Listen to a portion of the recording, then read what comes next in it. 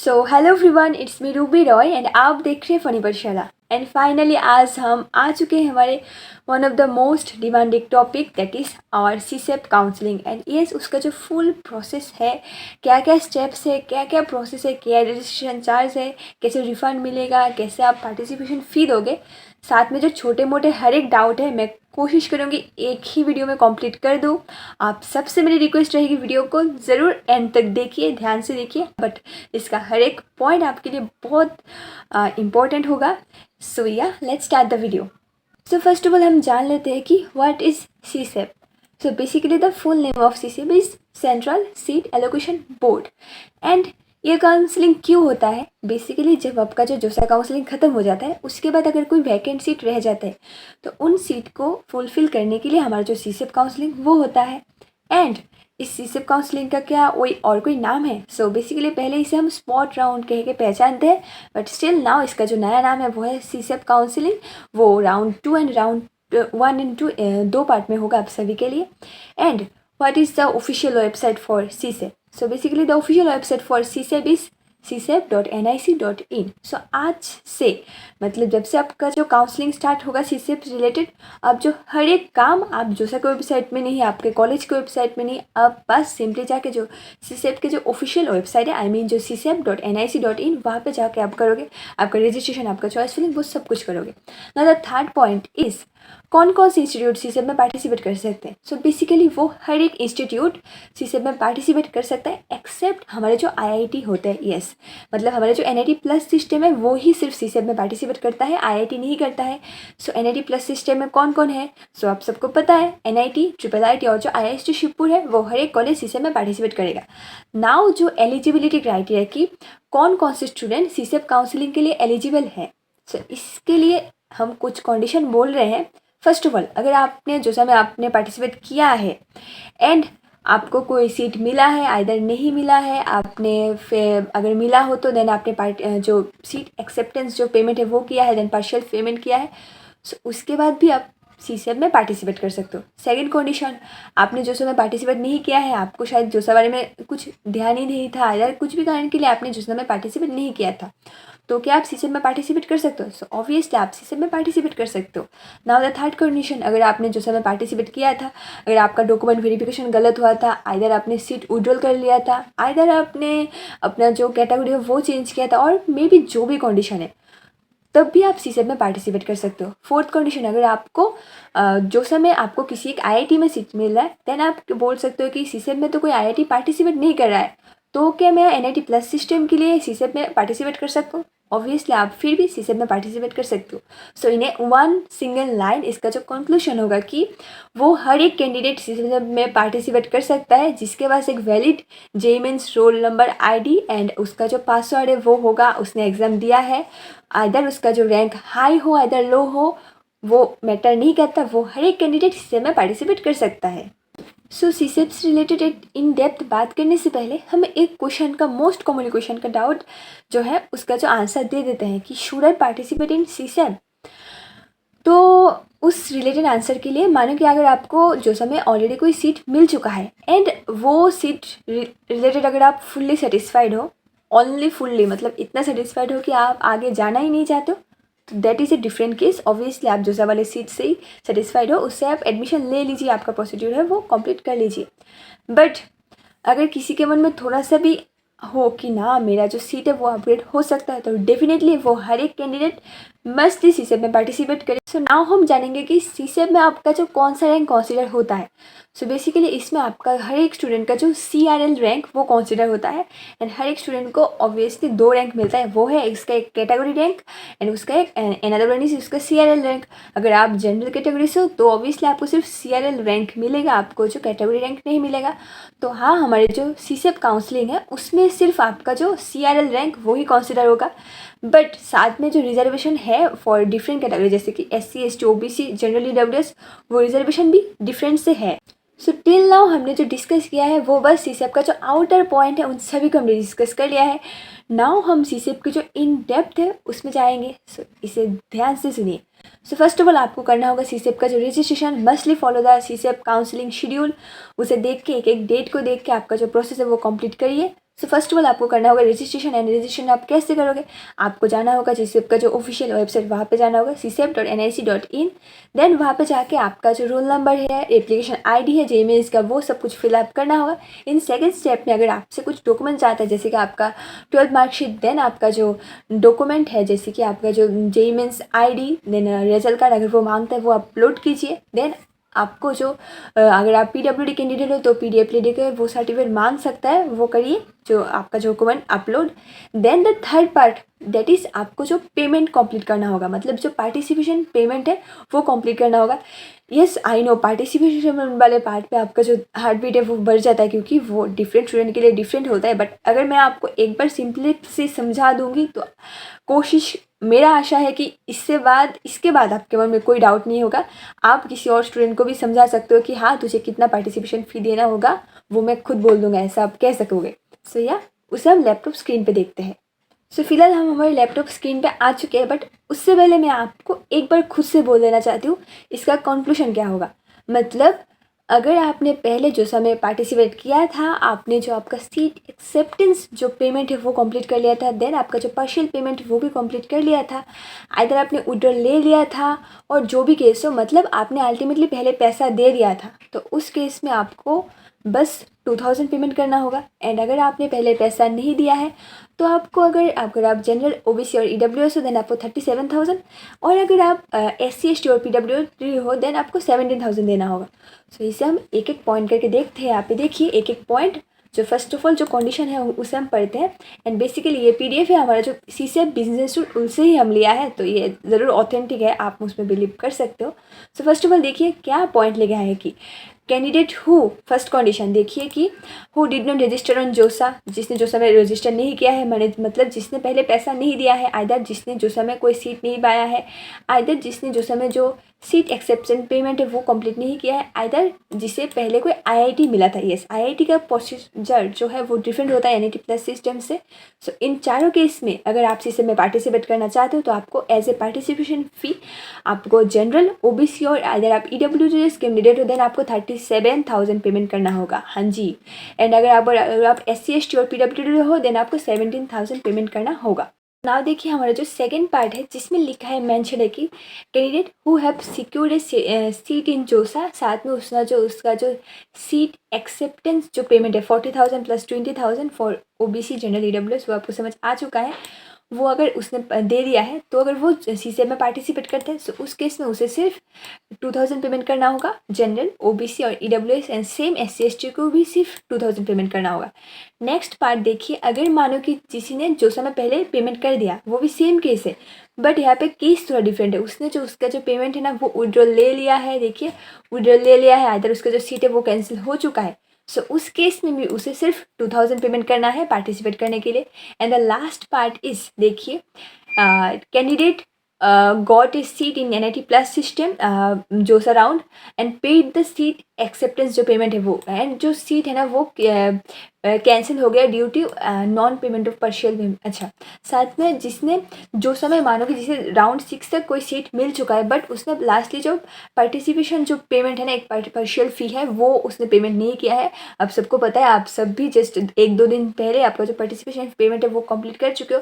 अगर वो कंप्लीट नहीं करता है तो ऑब्वियसली उसका जो सीट कैंसिल हो जाता है। सो उस केस में भी उसे सिर्फ 2000 पेमेंट करना है। तो आपको कंक्लूजन समझ आ चुका है। अगर किसी ने मानो पहले पेमेंट कर दिया तो उसे सिर्फ 2000, अगर किसी ने नहीं किया है तो उसे 37,000 फॉर जनरल OBC EWS और SC ST के लिए 17,000। सो होपफुली आपको समझ आ चुका है। सो नाउ आपने रजिस्ट्रेशन कर लिया, आपने जो डॉक्यूमेंट अगर कुछ अपलोड करना है वो भी कर लिया, नाउ आपने जो पार्टिसिपेशन फ़ी पेमेंट है वो कर लिया। नाउ जो मोस्ट इम्पोर्टेंट पार्ट है वो जो किसी एक काउंसलिंग का, दैट इज़ उसका जो चॉइस फिलिंग है। एंड यस आपको यहाँ पर भी एक नई तरीके से चॉइस फिलिंग करना होगा। अगर आपने पहले जो समय किया था वो ख़त्म हो चुका है, आप अब तक आपको एक फ्रेशली, अब हर एक कैंडिडेट, अगर किसी ने नहीं किया था न्यू पार्टिसिपेट कर रहा है, वो हर एक कैंडिडेट को फ्रेशली इसमें चॉइस फिलिंग करना है। And yes choice filling related हमने पहले भी बहुत सारे वीडियो बनाए थे। अगर आप डाउट रिलेटेड, आपके मन में डाउट होता है तो मुझे कमेंट करके बताना, हम इसके ऊपर डिस्क्राइबली नेक्स्ट टाइम वीडियो लाएंगे। बट थोड़ा आपको ये बोल देते हैं, मानो कि आपने जो समय चॉइस फिलिंग दिया था उस चॉइस फिलिंग के हिसाब से आपको 5th नॉन चॉइस आपको मिल चुका है। तो आपने उसके बाद जो पार्शियल फ़ी पेमेंट है वो कंप्लीट कर चुके हैं, आपको वो सीट है, तो मतलब फिफ्थ जो नंबर है वो सीट है, उसके जो नीचे वाले सीट वो आपको फिलहाल नहीं चाहिए, आपको उससे ऊपर वाले चाहिए। तो आप सी सेट में चॉइस फिलिंग ऐसे करो कि आपका जो 1 2 3 4 जो चॉइस है उसे ऐड कर दो। साथ में अगर आपको कोई नया कॉलेज और नया ब्रांच आपको चाहिए वो आप ऐड कर सकते हो।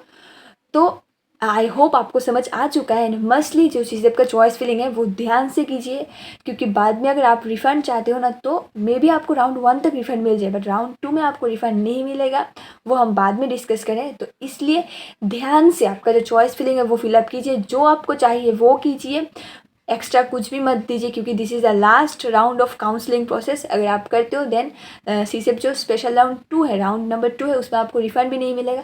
तो ध्यान से आपका जो चॉइस फिलिंग कीजिए। तो आपने चॉइस फिलिंग कर दिया, नाउ आपके पास अगर आपको कोई सीट अलॉटमेंट होता है देन आपके पास 2 कंडीशन आता है। जब राउंड सीसेप का जो राउंड 1 होगा मे बी आपको कोई सीट नहीं मिला है तो देन आपको कुछ भी नहीं करना होगा, आप बस वेट कीजिए राउंड 2 का। बट अगर आपको कुछ सीट मिल जाता है, सो first of all congratulations advance from my side. And उसके बाद आपको क्या स्टेप्स फॉलो करने होगा, अगर किसी ने जो समय पार्टिसिपेट किया था वो उसे पता होगा कि आपको पहले आपका जो विलिंगनेस सबमिशन वो सबमिट करना होगा। And basically what is willingness, जो आपको सीट मिला है उससे रिलेटेड आपका क्या ध्यान है, आपका व्यू पॉइंट क्या है, आप क्या कहना चाहते हो, आप सीसेप को बोलोगे मतलब। तो इसमें आपके पास 5 टोटल ऑप्शंस आएंगे। यस, जो समय आपके पास 3 ऑप्शन आ रहे थे, फ्रीज, फ्लोट एंड स्लाइड, इस पर आपके पास 2 ऑप्शन और ऐड हो जाएंगे। एंड उनका मीनिंग जानते हैं। फर्स्ट ऑफ ऑल, अगर आपको जो सीट मिलता है आप उससे बहुत ज़्यादा खुश हो, आप उसे फ्रीज करना देना चाहते हो, आप उसे बड़ा बना के एकदम फिक्स करके घर ले जाना चाहते हो, उसमें ही एडमिशन लेना चाहते हो, तो मस्ट लीव उसे फ्रीज कीजिए। नेक्स्ट कंडीशन, आपको जो मिलता है आप उसे भी रखना चाहते हो एंड चाहते हो कि नेक्स्ट राउंड में आपके चॉइस फिलिंग के हिसाब से आपको ऊपर वाला कोई मिल जाए, देन आप फ्लोट चूज़ करोगे। एंड जो थर्ड नंबर है वो है कि स्लाइड। सो इसमें क्या होगा, आपको जो कॉलेज मिला है उससे आप बहुत ज़्यादा खुश हो, तो आप चाहते हो कि उसी कॉलेज में आपका जो ब्रांच है वो अपडेट हो जाए। मानो कि आपको अब सिविल मिला है, आप चाहते हो आपको सीएससी मिल जाए, तो आप स्लाइड ऑप्शन चूज़ करोगे आपके चॉइस फिलिंग के हिसाब से। आपने जो जो कॉलेज, इस कॉलेज का जो जो ब्रांच ऊपर दिया है सिर्फ वही ब्रांच चेकअप करेगा। नाउ जो नया 2 ऑप्शंस आपको यहाँ पे शो हो गए वो है कि first of all one is surrender and participate in next round. मतलब जो आपको जो फर्स्ट राउंड में जो सीट मिलता है आप उससे खुश नहीं हो, आप उसे सरेंडर करना चाहते हो, मतलब आप उसे रिजेक्ट करना चाहते हो एंड डायरेक्टली आप राउंड 2 में पार्टिसिपेट करना चाहते हो। तो इसे ध्यान से देखिए। एंड जो लास्ट जो 5th number condition that is surrender and not participate in second round, मतलब आपको जो मिला है आप उसे रिजेक्ट भी करना चाहते हो एंड सीसेप के जो राउंड 2 में है उसमें भी पार्टिसिपेट नहीं करना चाहते हो। तो फिलहाल आपके पास 5 ऑप्शन आ रहे हैं। देन आपसे मन में सजेशन हो रहा है दीदी 5 ऑप्शन तो आप बोल दे, मैं कौन सा चूज़ करूँ। देखिए फर्स्ट ऑफ ऑल तो आपका जो कंडीशन होगा उससे रिलेटेड जो कंडीशन होगा उस हिसाब से आप डिसाइड करोगे, बट मेरे तरफ से सजेशन होगा, मानो कि आपके चॉइस फिलिंग के जो फर्स्ट नंबर है वो मिल जाता है देन आप फ्रीज करो, वरना आप जो फ्लोट एंड स्लाइड में से कोई एक ऑप्शन, ऐसा कोई कांड ही मत ना करो कि आपको जो सरेंडर है वो ऑप्शन चूज़ करना हो। मतलब आई मीन कि आप चॉइस फिलिंग इतने ध्यान से प्रोसेस से करो कि आपको सरेंडर ही ना करना हो। अगर आप ऐसे मतलब कोई भी चॉइस फिलिंग दे रहे हो देन उसे सरेंडर कर रहे हो तो राउंड 1 में तो आपको मिल जाएगा रिफंड, बट राउंड 2 में नहीं मिल रहा है, तो ध्यान से आप पहले बहुत सारे पेमेंट कर रहे हो, तो ऐसा कोई कांड ही मत करो कि आपको सरेंडर करने की ज़रूरत आए। मस्टली जो फ्लोट एंड स्लाइड ऑप्शन पे जाओ, तो इसलिए ध्यान से आपका जो चॉइस फिलिंग है वो फिलअप करो। सो देन आपने अपना जो विलिंगनेस ऑप्शन है वो आपने सबमिट कर दिया। देन आपको जो आपका जो अपलोड डॉक्यूमेंट है वो प्रोसेस करना होगा। सो पहले तो हमें बहुत सारे कन्फ्यूजन होते हैं, जैसे कि migration certificate, gap year certificate और ब्ला ब्ला ब्ला बहुत कुछ। सो बेसिकली जब आपको पहली बार कोई सीट मिलता है जो सीसेब में, आइदर पहले आपको जो समय मिल चुका है देन आप सीसेब में आपका जो अपडेट हुआ है, तो वहाँ पे आपको जो अपलोड डॉक्यूमेंट के लिए पहले मानो कि आपने जो समय कोई सीट मिल गया था, आपने पहले डॉक्यूमेंट वेरिफिकेशन वो कर लिया था। सो इस केस में आपको अगर सीसेब में कोई नया सीट मिलता है तो आपको नए से जो डॉक्यूमेंट वेरिफिकेशन है वो नहीं करना होगा। सिर्फ डॉक्यूमेंट वेरिफिकेशन उन्हीं स्टूडेंट को करना होगा जिन्हें नए तरीके से, मतलब फर्स्ट टाइम कोई सीट मिल रहा है, उन्होंने पहले कोई डॉक्यूमेंट वेरिफिकेशन वो कुछ भी नहीं किया है, तो उन सभी को डॉक्यूमेंट वेरिफिकेशन करना होगा। एंड क्या क्या डॉक्यूमेंट चाहिए, बेसिकली ज़्यादा डॉक्यूमेंट नहीं चाहिए होते, सिर्फ 4 से 5 डॉक्यूमेंट चाहिए होते हैं। फर्स्ट ऑफ ऑल आपका जो डेट ऑफ बर्थ प्रूफ है उसके लिए आपका अगर 10th मार्कशीट हो, अगर उसमें हो आइदर 10th सर्टिफिकेट हो, आइदर 10th एडमिट कार्ड हो जिसमें आपका डेट ऑफ बर्थ प्रूफ है वो चाहिए, आइदर आपका जो बर्थ सर्टिफिकेट वो सबमिट कर सकते हो। देन आपका जो 12 मार्कशीट वो चाहिए होता है।